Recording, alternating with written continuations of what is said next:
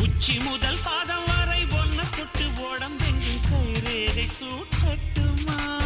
சீ போயா நீ ரொம்ப மோசம் நீ தொட்டா 10 மாசம் சீ போயா நீ ரொம்ப மோசம் என்ன தொட்டா உடம்பு கோசம் சீப்பம்மா நானா மோசம் உன்னை தொட்டா கிடைக்கும் மோச்சம்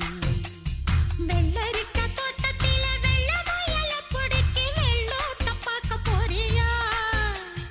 முருங்கக்கா வாங்கி வந்து முத்தம் கொடுத்து சமைச்சு மச்சான தேட போறியா